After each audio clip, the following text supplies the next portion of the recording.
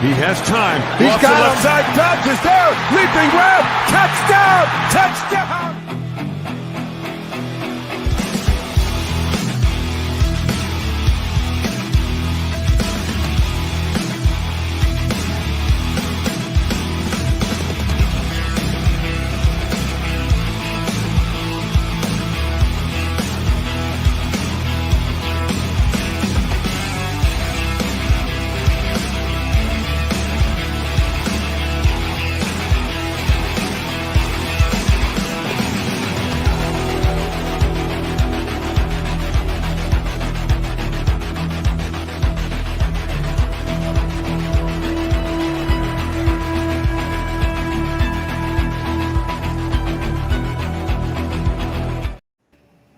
Good morning. Welcome to Ken and Ken in the Morning. We've got Rob with us. Dom's on the way. We might have some other guests. We've got football to talk. Hey, we too, like Adam Schefter, are all getting updates on our phones this morning. See, Shefty's not you. We got our sources as well. Speaking of our sources, listen to Ryan Poles this morning, and Goody had something to say too. We'll get to him in a second. Oh, wait a minute. Fashionably late, but always on time. Good morning, Dom. Good morning. Good morning. Having technical difficulties. My laptop seems not to want to, work for me. We don't have those around here. Yesterday was my internet. Today it's your laptop. Hey, on the side note, AT&T's giving everybody $5 credit for that shit last week. So. Yo, that $5 would have came in handy last night. But hey, Dom, I was just saying we all like Adam Schefter are on our phones because we're getting updates just like he does. Yep. We just got an update from Ryan Poles this morning. I know Ken got an update from Goody this morning. We'll talk about in a second. I'll start out with Poles because we just listened to him a few minutes ago. Okay. No big news on the quarterback deal in there because obviously he's going to play it close to the chest. Yep. Looking for opportunities. However, he was asked about Jalen Johnson, or actually came out and talked about Jalen Johnson. So we got 1 week, guys. 1 week until franchise tags are due. And he said that he was very confident in what they were doing so far with Jalen's camp. He's looking to get a long-term deal done. We've got a week, so it looks like we might have something reported by this time next week. We'll either have a long-term deal, which sounds like that's the case they put Chicago, or a tag. But he said, and I quote, "I don't want to use the franchise tag. I'd rather have a long-term deal." So we might have some news on Jalen Johnson for Bears fans to rejoice about. And it's funny because we were talking pre-show, not to get steal Ken's thunder, but we were talking about Bakhtiari again. Okay. That's our one Packer thing. We keep. Are they going to cut Bakhtiari? Now, anyways, we were talking about contracts and like restructures. And the funny thing is with Jalen, with the cap hit, you're right. His average could be 18 mil a year, but 40 mil could be a bonus that doesn't even hit your salary, your cap number, and makes part of that number 18. So it'll be interesting to see how they structure his deal. And then Ken, you had some news yesterday too, right? Ooh. Oh, we got yesterday and today. Rashawn Gary yesterday has restructured his contract and saved just shy of $5 million, which is definitely going to help this year. How tight we already are, even though we're getting the bonus 30.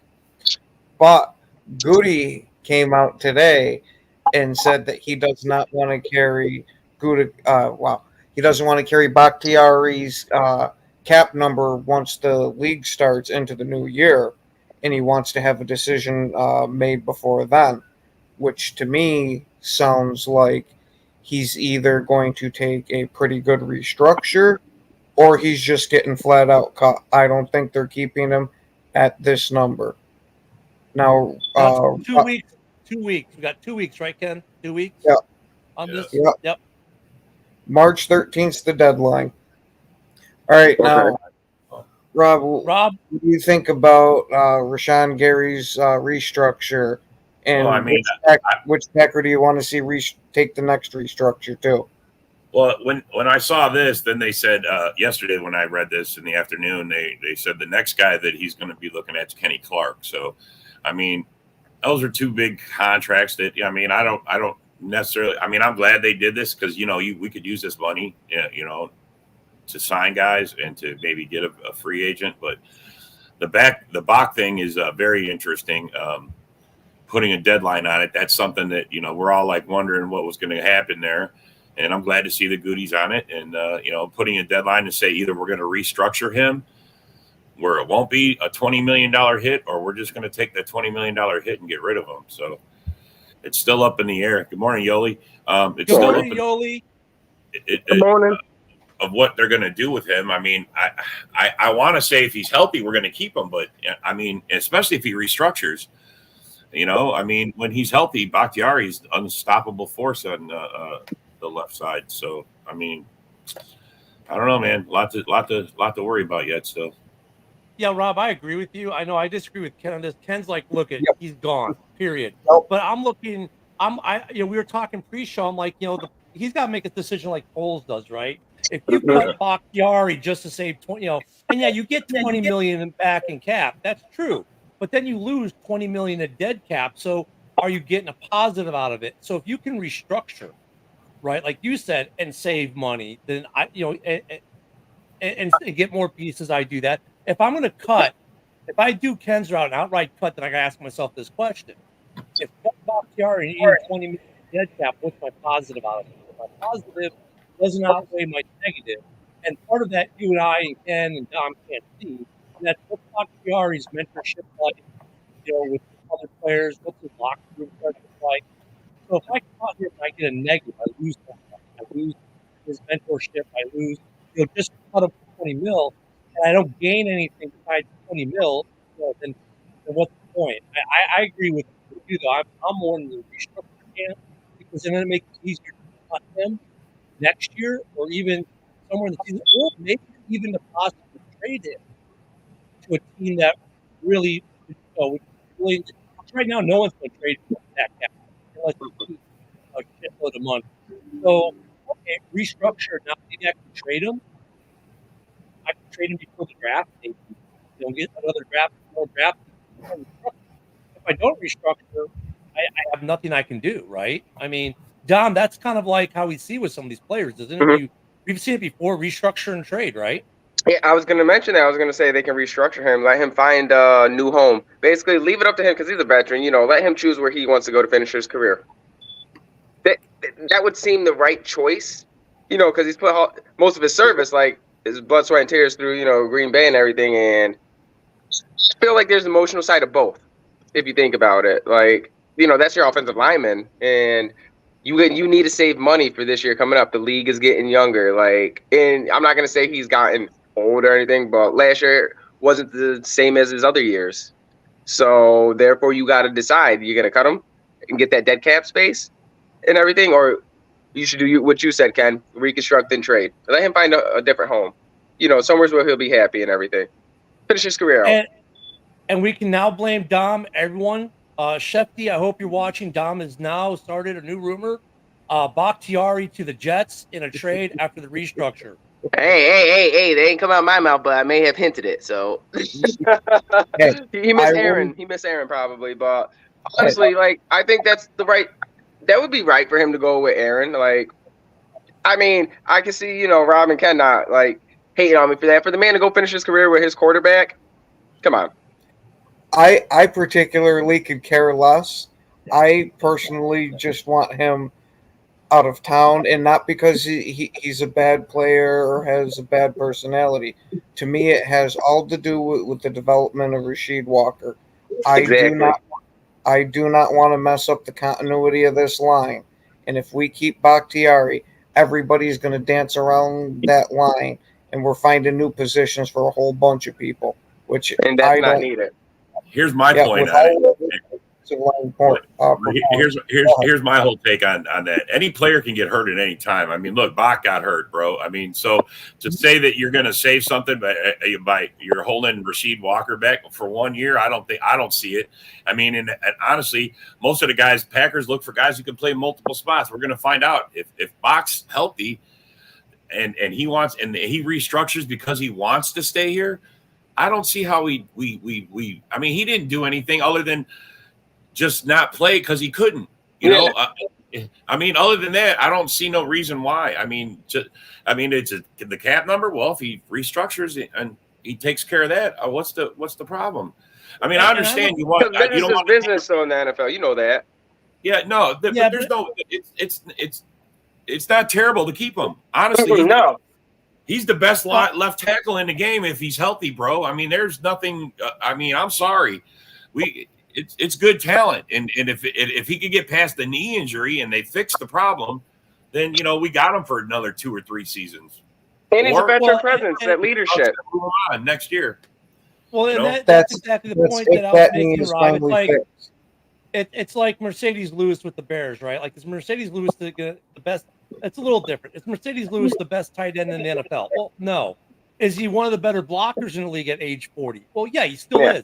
Is he worth the $1 million because of all the intangibles he brings to that room? Yeah, I would say Bakhtiari is in some of that same camp. His intangibles, like you're worried about holding back Rashid. Well, wait a minute, maybe Bakhtiari's the one propping him up through his mentorship, coaching, being in that room, teaching.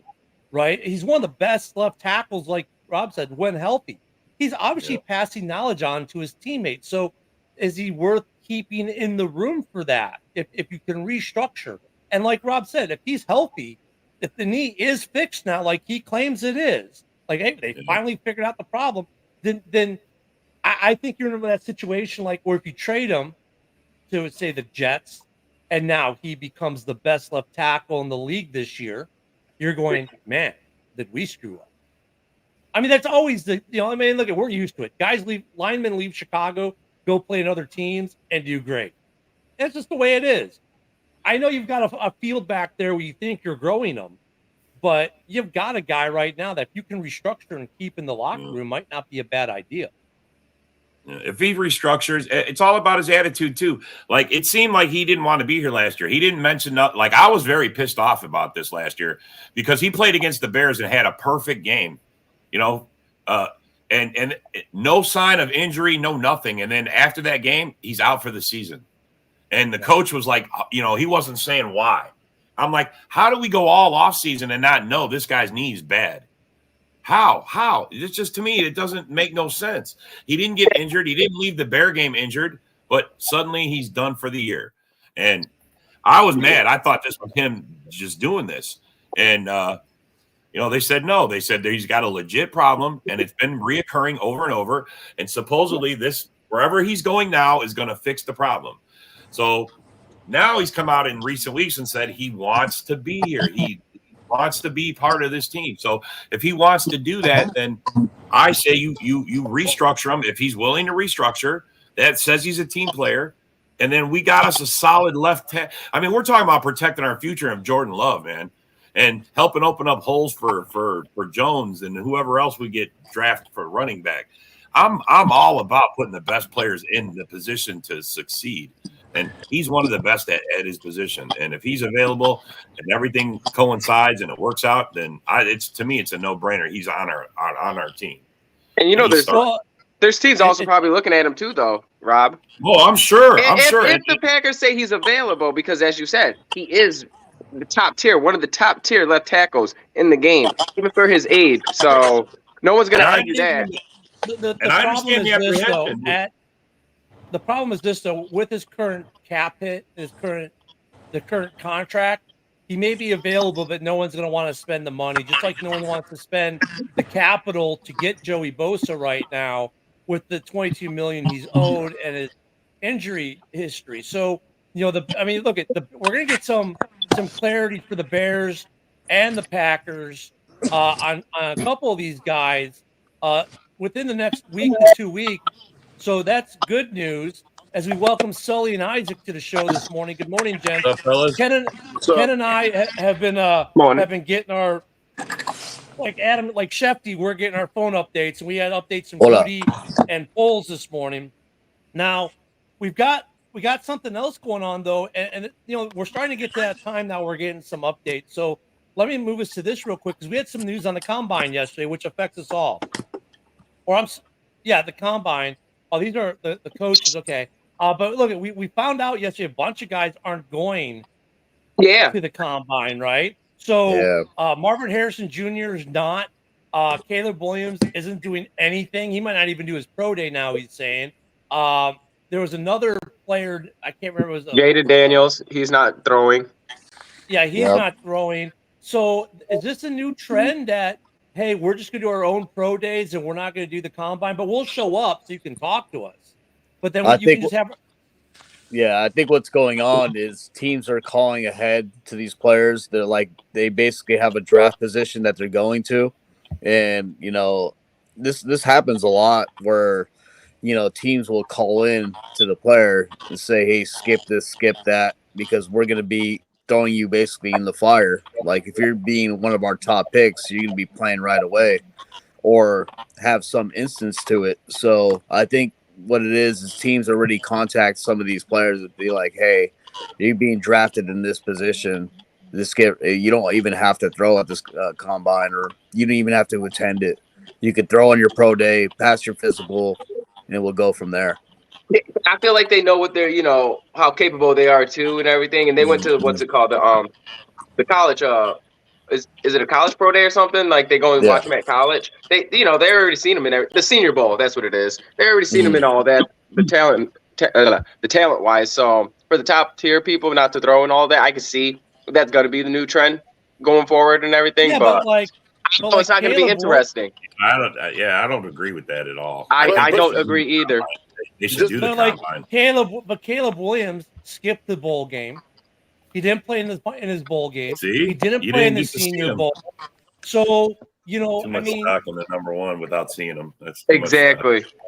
Too much. I mean, yeah, Rob, that's it sounds crazy like to me, and you know, I mean, I guess Caleb is at least going to be there to talk to teams, fine. But I would think that would hurt his valuation. Yes, because you know they're looking at head to head. So to me, that says one of two things. It depends on player what it says. I think one for him, it says he's scared of the other quarterback. So I'll start with that. I'll leave the other for the other guy I'm going to talk about in a minute. I think he's scared. Yeah, he's afraid he's going to fall. Yeah, because that's how it is, man. Look. If I'm a coach and I'm looking at these guys, I want to see that. I want to see what they can do. There's a reason they run a 40. There's a reason they jump up and slap those damn. They want to see how good they are. They want to see how athletic you are. And if I'm going to invest millions of dollars into a guy, I want to see it. You know what I'm saying? It's like you don't go buy a car without driving it, right? Yeah, but from these top prospects' perspective, all they're going to do is hurt their stock by going there.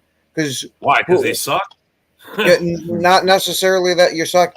Say, hey, you happen to have a bad throw, or you didn't jump to your full potential, or you had a bad start on the 40.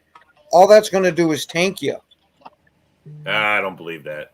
If it's a bad pass and I don't catch it, it's because of the bad pass. I mean, that happens in the game, bro. If the quarterback don't throw the ball where he's supposed to, it's going to be a bad pass. Yeah, I agree.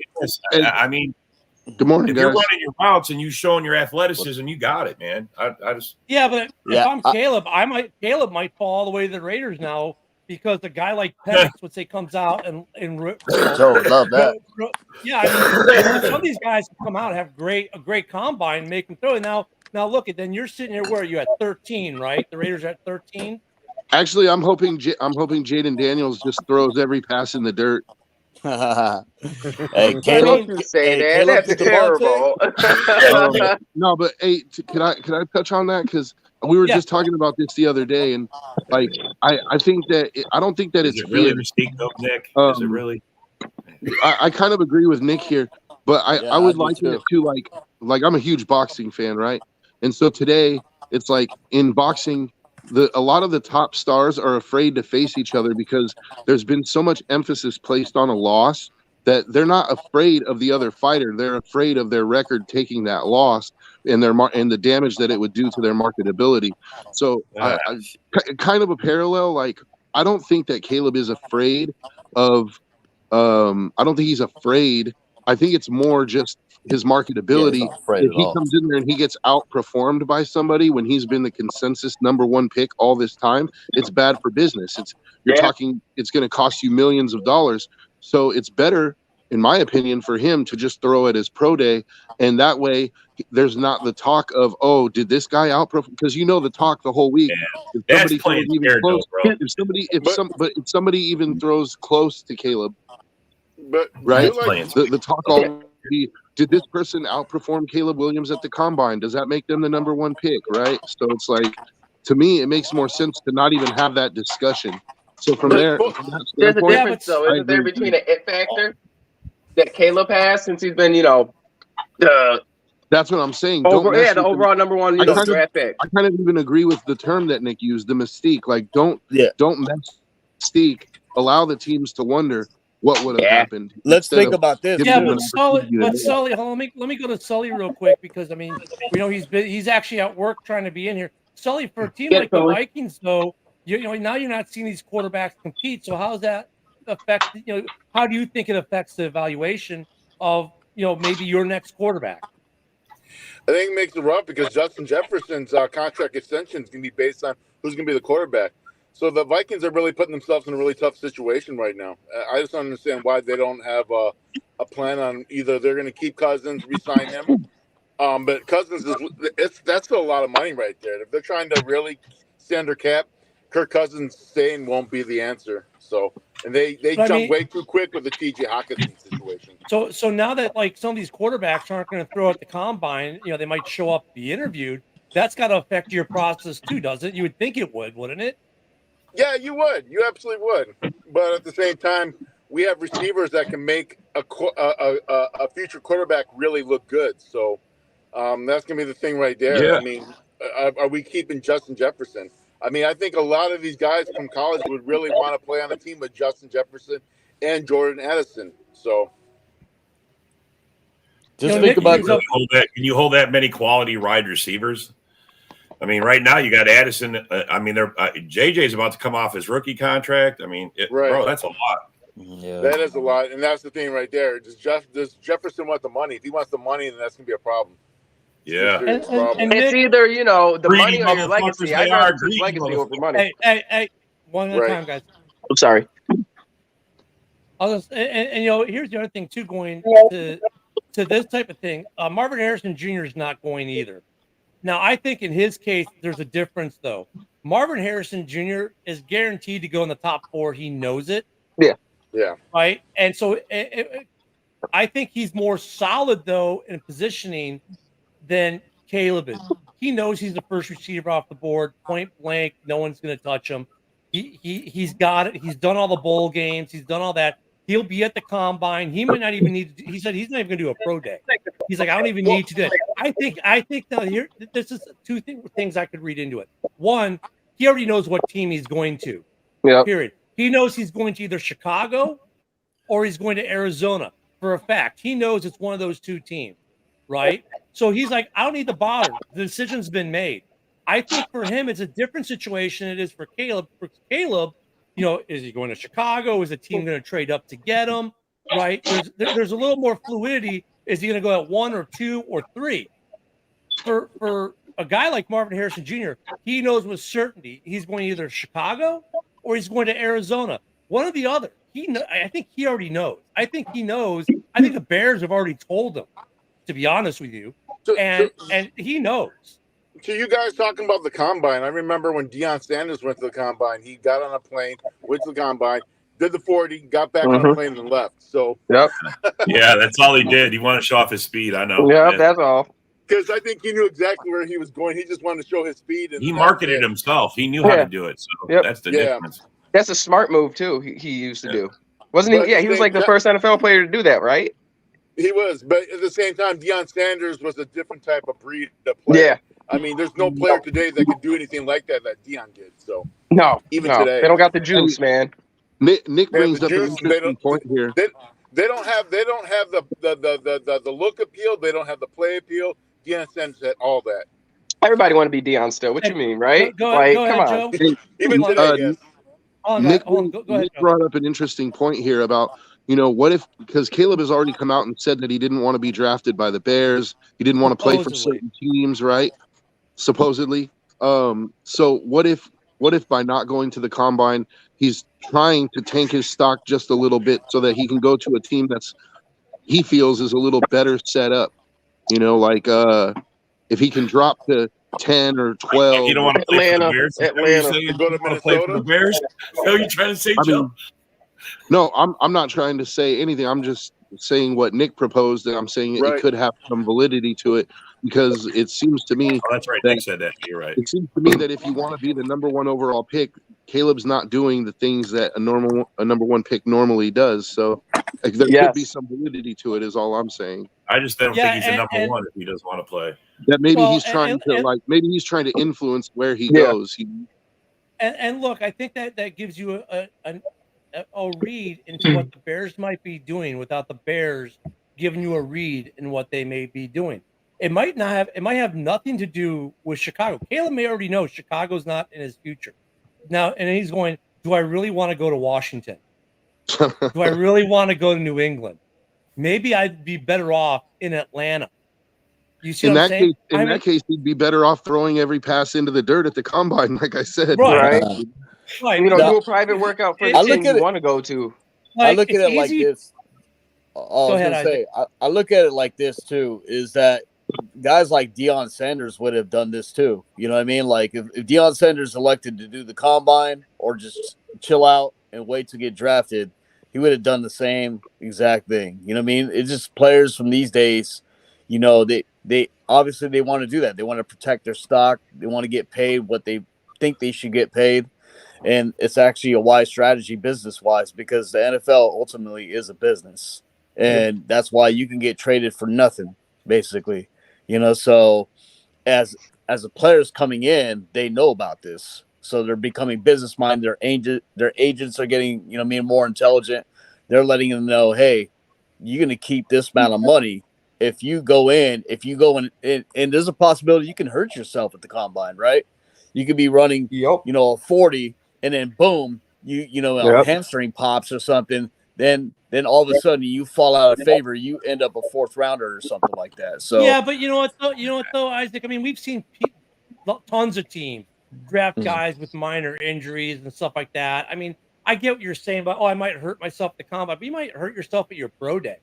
I mean, you know, I mean, I tend to think this is more of a case where a couple of these players, you know, like Marvin Harrison Jr., like I said, he knows where he's going.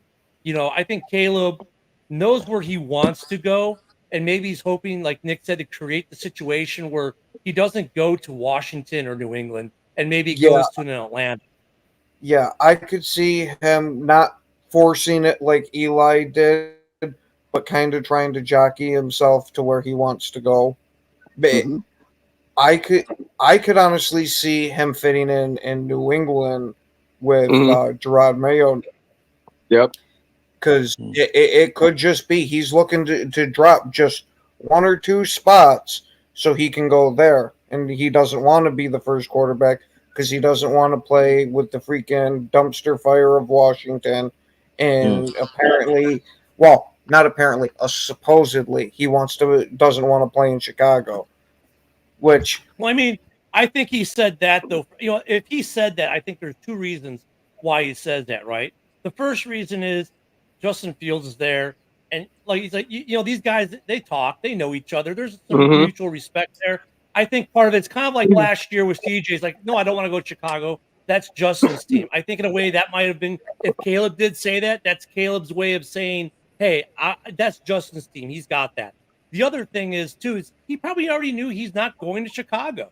Like the fascination with the media and the selling, we've talked about it, you know, in the trade. Like, okay, I'll play into that game a little bit, but I mean, that takes me back to Marvin Harrison Jr. The dude knows he's going number one, or he's going to number one, or he's going to Chicago or Arizona. So why he doesn't need to do anything? By the way, guys, I'm a UFC fan, and I've looked at every single one of those articles that said Caleb doesn't want to go to Chicago. All of them been disproven. Actually, one of his representatives even came out and said Caleb never said that. That's not true. Yeah, and I feel like as a player, you can't. But that's why I predicate by saying if he actually had said that, that would be why he would be saying that. I mean, so some of these guys are a little more in tune, especially at number one, number two. Those guys usually already know what team they're going to before they even show up on draft day. So I mean, a couple of these guys missing makes sense. Caleb is a little bit more of a head scratcher because there is some more competition in the quarterback room at the draft than there is at the wide receiver or the edge or some of these other positions. So I'm just wondering, is he jockeying himself to get to a better situation? Because we all just assume, oh, well, Chicago's got the number one. It's got to be about Chicago. Nick has another good point. Why couldn't? Yeah, I mean, that's it too. Because maybe he's trying to push Atlanta. Maybe Atlanta's where he really wants to go. I mean, let these guys have their own. Look at Marvin Harrison Jr. knows where he most likely will go, and he knows where he wants to go.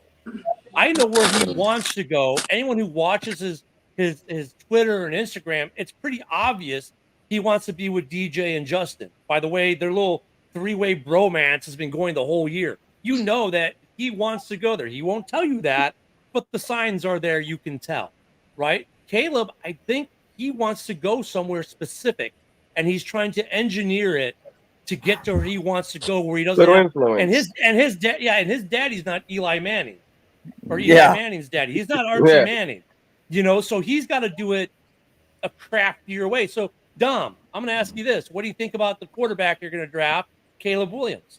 Because I think he wants to go to Atlanta. I like it. I mean, he's not bad. Where are you guys drafting? I don't What's his your attitude. He need to fix his attitude though. The attitude that you can't have that attitude as a professional entertainer, basically, like as a professional sports person. That's you're supposed to be a role model and all that to kids. You can't go demanding what you want, ownership or whatnot, if that was true or not. But if he fixes his attitude and everything, he's an amazing ball player. Generational. They say that's that's a word. That's a word that's used every day though. Yeah. So, but I would like to watered see down. that.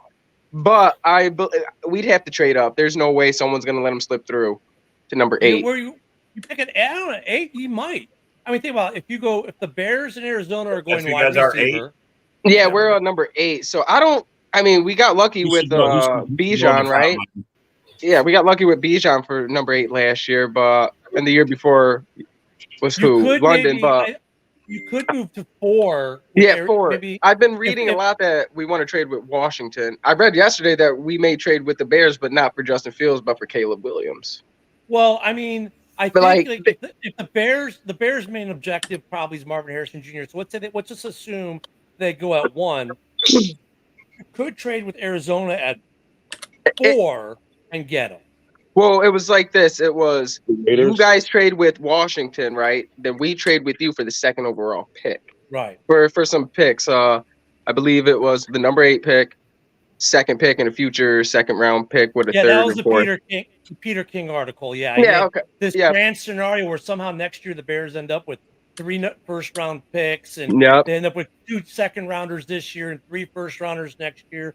Like, it was interesting, Peter King, but I don't think it's going to happen. That's a dream. Like that's a dream scenario right there. Like if that trade was pulled off, that'd be historic. Like that's a 3-team trade in football. You don't see that really. Especially because Washington's pick next year is going to be a top 5 pick to begin with. Absolutely. Yeah, they're not. Washington's not equipped to go far. I don't think they need to fix a whole lot of stuff. Mm-hmm. And new ownership is doing it. So let's whereas that Falcons pick, if the Falcons end up getting Caleb Williams, that Falcons pick is probably somewhere in the 20s. You know what I mean? Yeah. So let's do a consensus here. Let me go. I'm going to go around the room with this one question. Like how you think, Joe. Like how you think. Hold on, Dom. Let me ask this one question. I'll start with Dom because I've got him on the screen right now. What team do you think Caleb Williams wants to go to in the draft? Honestly, I think he wants to go to like a big market city, because give me a it's team. him. What team? I'm gonna go with my team, Atlanta. Look at the weapons they got there, the young bucks. So let me go to the next guy then. Okay, Joe, what team do you think Caleb Williams really wants to go to in the draft?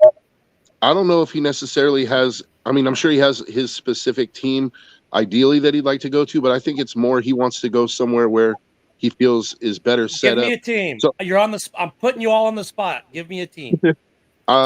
Atlanta or Minnesota. Okay. Oh, speaking You of don't want him Minnesota, for Las Vegas. Speaking of Minnesota, Sully, what do you think about a guy that Joe just said might be your new quarterback? Where do you think Caleb Williams wants to go? Minnesota would be a good fit. I mean, the weapons the weapons he could possibly have. I mean, with a healthy Jefferson and Addison. So you think he wants to go to minute? Where do you pick it? What's your pick number? 11. I think 11. Yeah. So you got some work to do. Okay, Isaac, where do you think Caleb Williams wants to go next in the draft? What? The more I think about it, the Patriots would sound really good for him. You know what I mean? Because, they would basically adopt him as their quarterback, after going through Mac Jones and going through all the failures that are going on with quarterback. Landing it with Patriots, with Mayo being over there, it would be a fresh new start for New England. So it would be an ideal situation for him. Right. All right. So he wants. So hold on. Let me go person to person here. So we got to vote for New England. Rob, where do you think he wants to go? Where do I think he wants to go? Yep. I mean, probably Dallas. Okay, Not realistic. You want to go? I'd want to go someplace where they already were stacked. So I mean, reasonably, of the teams that are going to have an option to get him, where do you think he wants to go? I'm going to say Arizona. Arizona. Do you think Arizona's going to draft a quarterback and get rid of? Yeah, they're tired of his. They're tired of his shit. They could trade him. I mean, if he's really that. I mean, I'm so tired of Kyler. So maybe Arizona. Are you saying Arizona just tries to jump to one in a surprise move to get Caleb, or gets Caleb at number 4? They're just going to fuck around and trade that pick and lose all their guys they want. Wow. All right, Ken. We'll finish off the round table on this one. I'm going to go to Nick's comment after that. I say he falls to 6. The Giants cut bait with Daniel Jones, and he goes there just for the size of the market. Wow. Okay. Damn. Now I've got some comments. I'm going to go through here. Nick Green says he thinks would like to go to Washington or the Raiders, and then he turns around and says, "I think he'd be ecstatic to go with the Steelers if they trade up for him." So, but Ken, with the big surprise move, I don't think that the Giants can actually physically do that due to money. That's the only wrinkle I see in your plan, Ken. But I like it. I think that'd be something else. That'd be smart. They could definitely cut Daniel Jones because there's major talk about it already.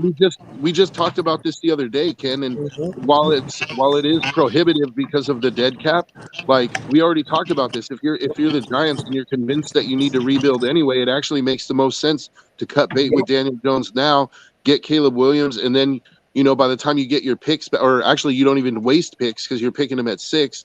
Like you understand that your cap is not going to allow you to be competitive this year, but you have 5 years of a rookie contract. So, you start the rebuild now. It actually kind of jumpstarts their rebuild. So, if it's me, I would make that move. If he's there at 6 and I'm the Giants, I say screw the dead cap and I take him at 6. Yep. Now, real quick, now, folks, this is why you watch us in the morning. We're not giving you the same old regurgitated BS you're going to get on NFL Network, ESPN, CBS. I mean, the stuff I'm hearing from you guys today on Caleb Williams specifically, we haven't heard it all coming into today, right? Everywhere else, it's all been, Caleb and the Bears, Caleb and Justin this. But honestly, the takes I'm hearing from you guys today are probably some of the most ingenuitive. And actually, I can see a few of these kind of scenarios happen. This is why people get surprised. I think Ken dropping the bombshell with the New York Giants at 6, making some hay, and where no one's expecting it. I'm telling you, I have that feeling that if they don't take him, they're taking one of these other big name quarterbacks. Whoever happens to fall out of the top 5 is going to be their guy. Because for me being here in the New York area, all I hear is how people are fed up with Daniel Jones and cannot stand how piss poor he plays. He had one good season, and the rest has been absolute trash. Ken the Packer fan, though, are you going to go against DeVito, your cousin? Hey, DeVito can sit there and be a backup. You can still slice cutlets from the bench. I mean, the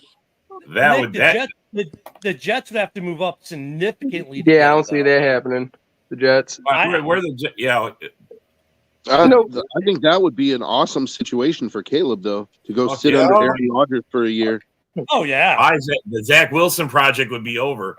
And it's not that much. That project been It's not over. that much of a jump. Like if I the think the Jets Zach were to- Wilson project is already over. If the Jets were to yeah, call the it might Giants- be after this year. It just seems like there's been too much bad blood on both sides now for them to try to bring this back again. In the perfect world, oh yeah, he comes to them the bench behind Rodgers and everything be fine. But Hey John, I'm bringing you in. I'm bringing you in and out because you got some background noise. I get it, you're in the truck. But I mean, Minnesota, that's an eye-opening concept. Do you think if they can swing away to get Caleb, that makes it easier to retain Jefferson? I think it would. Yes, I think it would. I mean, because he's a young, promising quarterback. I mean, honestly, if Justin Jefferson stays because of Kirk Cousins, that's a bad move right there. I mean, Kirk Cousins has been in Minnesota for 7 years now. He's only made the playoffs twice. So here's the question: what are you willing to give up to get into a position to get Caleb Williams? Well, we'd have to make some moves in the draft to move up. I don't know what the GM. I mean, what we should do and what the GM is going to do are two different things. So we've seen the GM make deals with Detroit and Green Bay in 2022, I believe it was. And look, you guys got Christian Watson, Jameson Williams. So I don't know. This new GM just has me puzzled. Quezzy is crazy at times. It's Quezzy Crazies or Crazy Quezzies. There we go. I mean, could he maybe jump up to 2 and try to snag him, or jump to 3 to try to snag him if he thinks he's available? Like if Caleb Williams is there at 3, does he try to jump and make a trade with New England to snag him? I would like to happen. Will he do that? I don't know. That's to be seen. I was going to say it's kind of the question: what would we have to give up to make that move? So those are questions right there. It might be a Justin Jefferson move just to get to number 2. So I don't think you'd have to go that. I don't think you'd have to go that far, but you're definitely giving up some number ones. I mean, you could do it all with draft picks, right? I mean, and look, it's not like Minnesota's known for building their team through the draft. They kind of have always hybrid it. So I mean, would you be willing to give up the next 2 number 1 draft picks to go get Caleb and make him your franchise quarterback? That's a really big gamble right there. But you kind of have to, though. You kind of have to. It's either roll with Cousins or it's you give up the 2 draft picks. But then to really put the emphasis on that as your franchise quarterback right there, I mean, and we've seen in the past where people they start them in college and then fucking fizzled in the pros. So I mean, those are 2 different breeds right there. See, but that's the gamble that you have to be willing to take.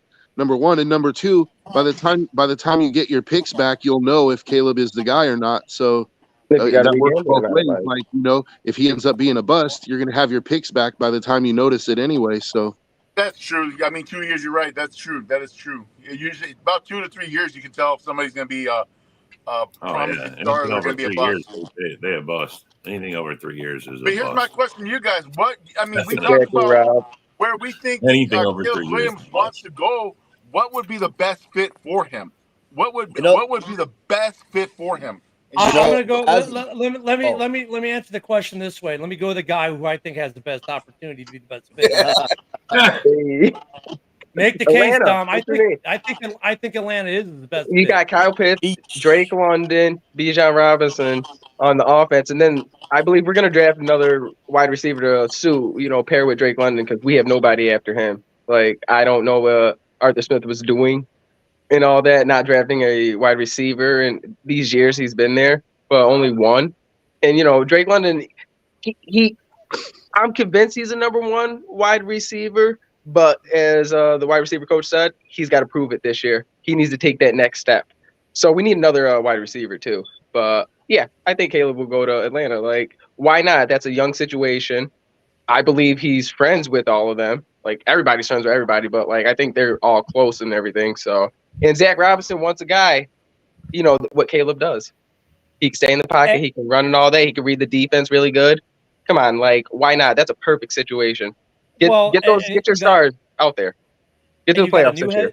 You got a new head coach, and like you said, you got some big keys already, and it's an offense that was kind of set up for Caleb's style of play already. Yes. With the new coach in Atlanta, he knows he's going to be accepted there. He'll be treated like the Messiah. So on a personal level, he's going to feel great going there. But he's got some great pieces. Look at your O-line is not bad. No. So I mean, Atlanta makes sense for those reasons. I'll say one thing, and I don't know if you guys know this. It's in the song. Atlanta is where people go because the players play. Think about it. Think about it. Caleb wants to go. Atlanta is a very, very marketable place. Music-wise, industry and everything. By in comparison, though, Joe, if he comes to the Raiders, he can't be painting those fingernails with all the cutesy little things he puts on there anymore. Did you just quote Ludacris?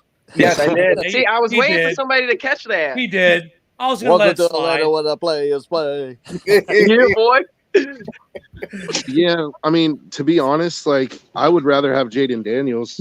Like I would rather see the Raiders move up and take Jaden Daniels. Like honestly, I don't want to see him go all the way up to like 2 or 3 because it's just going to be so expensive. But if a deal could be made with like the Giants at 6, if like, you know, and honestly, it's like let's say Caleb was the one that falls. If the Raiders were to make a trade with the Giants at 6 for Caleb, I couldn't really be like angry about it. You know, because we need a quarterback, but I would prefer Jaden Daniels, honestly, because I think he comes with a lot less drama and a lot less outside stuff. You know what I mean? Yeah, a lot cleaner. And I think I know you wanted to say something. I think it's been interesting because all the last 2 months we've been hearing the same Caleb narrative, and here now we have today, because now he's opting not to go to the combine. We're starting to see some other scenarios and situations that could arise. What do you make of all of this? I like that Atlanta idea. You know what I mean? Because you connect with the hometown boy at USC with Drake London. And Kyle Pitts is always a great target. Bijan Robinson is going to come to his own and show everybody why he's been selected so high. Things are going to be changing for a little bit for Atlanta. So, yeah, that would be an ideal situation for Caleb Williams. But then, as I read Nick's comment, and I think Joe kind of alluded to this too, I wouldn't mind also to see him on the Jets. You sit behind Aaron Rodgers. Aaron Rodgers is not going to be there for long. He's probably going to be there for a year or two. And, they already given up on Zach Wilson. So Caleb will be an ideal situation where he's behind Rodgers, learning his capabilities and then putting it towards his own game and taking over for the Jets. And New York is such a big market, it would help him make money either way. Either, the ideal situation where you want to land as a player is in either the New York market or the Los Angeles market, because that's where you're going to make the most money. That's where you're going to make commercial money. You can do things in film, different things like that. So it helps these players make that decision for them sometimes. And, that would be an ideal situation for either area. But I can see Atlanta, though. And also the Jets picked 10, so they're not that far out. It really wouldn't be super expensive for the Jets to trade up. That was going to be my question. I was going to ask Nick to look up is what's the cost going to be for the Jets to move up to possibly snag them? Because, I mean, here's a problem. And I like Nick's idea, and Isaac makes a great case for it. But herein lies the problem. Just as in New York, as in Chicago, as in many other NFL cities, if you draft a quarterback in the top 10, the expectation from the fan base and the very loud media, which New York is probably the loudest, is you must start this guy right away. Now, look, can it happen? Well, yeah, San Francisco got away with it with Trey Lance. They drafted him early, top 10, top 5, actually, top 3. And they said, nope, he's going to sit. And he did sit. And then though, they had the advantage saying, well, he's injured. So that might have quelled San Francisco fans a little bit. Do any of you honestly think if he went to the Jets in the first round as a top 5 or top 6 pick, that even with Aaron Rodgers there would not be some call to say, you must play Caleb now? Nope, I not don't. unless Yeah, I think Aaron got Aaron that Rodgers, juice. with the money that they're paying Yeah. Rodgers, I think that they're going to let Rodgers play no matter Mhm. what. And I Yeah. think Yeah, it, that's not Rod- going to the change. Yeah. Rodgers, the Rodgers mystique has definitely grabbed a hold of the New York fan base. Granted, they're kind of iffy with him having his Achilles popped after 4 plays, but they're still talking about how they're looking forward to this season. The majority of them, at least. Yeah, there's no way they don't start and- Aaron and- Rodgers and after I think drafted or actually made half the team his. You know what I mean? Mhm. Like, That's you know, Aaron's team. I think But the Hackett- Jets is the one place where that actually where you could have him sit and they would be okay with it because you have Rodgers in place already. I think that's the Yeah. only place that you could go realistically where Caleb doesn't end up starting year one. yeah. How can you sit a man who owns 3 teams in the NFL? He owns, the Packers, the Bears, and the Jets. So here's the thing, though, and let me. Even though with Dom's little slide there, that's okay because we know who owns Atlanta. Everybody. Oh, come on, man. Come on. Hey, you can't take a shot and not get a shot. But, No, I but don't know. I mean, I get what Nick is saying there too, right? But here's the problem. And this is what's going to happen, and especially in the New York media. Aaron has a bad game for whatever reason. The Jets come out week 1, look like trash. They're going to scream right off the bat, Caleb. That's the way the media works there. The second Rodgers doesn't look like the Rodgers of old, the second he has a bad game, they're going to yell for Caleb. See, So, I don't disagree with you guys, but I'm just saying the reality of it. If they're going to spend that much capital to move up, the fan base / the media is going to look for the first opportunity to scream about it to come in right away. Yeah, this You're is not very wrong. true, Ken, the Bear fan. That's very true because New York fans are really rowdy and they really will boo the hell out of you if you don't play up to their standards. Like, for instance, I can give an example on New York Knicks, Julius Randle. Julius Randle is supposed to be their star, right? Like, next to Jalen Brunson. He's supposed to be their star player right there. Julius Randle had like basically an average to bad season, and they want him out of New York. So it's really a thin wire being in New York because they can turn on you like that. Look at what happened to Melo. They Yeah, said, get out of here, man. But also, the one thing that you might not be thinking about is that as ownership and as coaches, the fans can scream all they want, but you don't have to listen to them, and you have to remember that most fans are casuals. All about the money. It's all Come about on, the man. money. Don't even try All to make about that the money. argument. 'Cause I Most can- fans are dumb. Like most fans want instant gratification right now, but you're going to have a contingency of fans who are going to realize what you're trying to do, that you're trying to sit this guy and give him the best possible chance to succeed. And so they're willing to sit a year and wait to see what Aaron Rodgers can do with Caleb. Like, if I was a Jets fan, I would be excited about that prospect. But that's because I understand that, you have to be patient sometimes. Like Isaac said, New York fans are not patient. But as ownership, you don't have to make it. Luckily for you, as ownership, you don't have to make your decisions based off what the fans want, per se. Like, So Rob, though, I mean, I get what he's saying, but I think you and I both know that you don't have to listen to the fans, but they drive the dollar train. Yeah, I know. But look, here's the perfect example.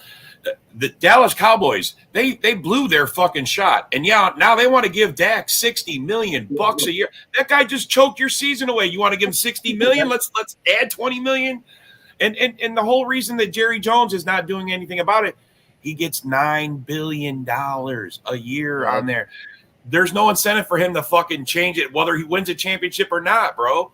I mean, and honestly, the fans literally don't care. They're going to keep buying the jerseys. They're going to buy the big fucking star chains. They're going to buy all that shit. And they're going to keep going back every year because they're going to put out a 12-win team and get everybody's hopes up and then choke it away in the playoffs. Paying Dak $60 million a year to do it. So can we agree Fucking that crazy. Can we agree that the wrinkle of some of these guys not going to the combine has definitely thrown maybe a curveball into some of our projections of what we might have thought was already happening? Or for you guys, does it solidify what you thought was happening already? And we'll go down. I'll just go right down the line because we're short on time.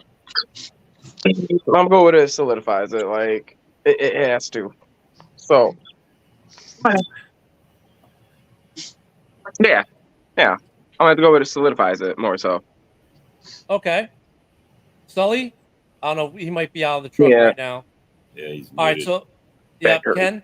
Yeah, I think it solidifies it because the only way you're not testing is if you're one of these top guys.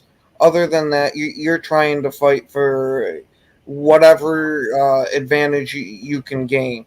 I think that these guys know that they're going to be the top 5, at worst top 10 guys taken off the board. So to me, it honestly doesn't really matter that they're skipping the workouts. We know what it's going to be.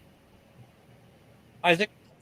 Yeah, I'd say it's solidified too. I think, players now these days know the business side of the NFL and know the value of the dollar, which is very critical and important to today's game because the owners, ultimately make the money and the players are finding a way to get the hand in the pot, which they should. They're the ones breaking their back out there on the field. Joe? I think it's not solidified because I think that there's up to a few months ago, the narrative was Caleb is going to Chicago, and I think that there's been so much smoke screening by certain teams like New England, and that I think it's kind of a toss up where they're going to go. I think not throwing at the combine is, for certain players, is smart, but for other players, they're going to throw and it's going to improve their draft stock. I don't know. I think it's going to be a toss up to me. I think that the top 3 quarterbacks will end up going in the top 10, but I don't, the order is anybody's guess at this point because there's also so many more teams that now that it's not certain that New England is taking a quarterback, or there's teams that are jumping in to throw their hat in the ring too. So it's going to be interesting. I think the top 10 is going to shake out a lot differently than what people expect, to be honest with you.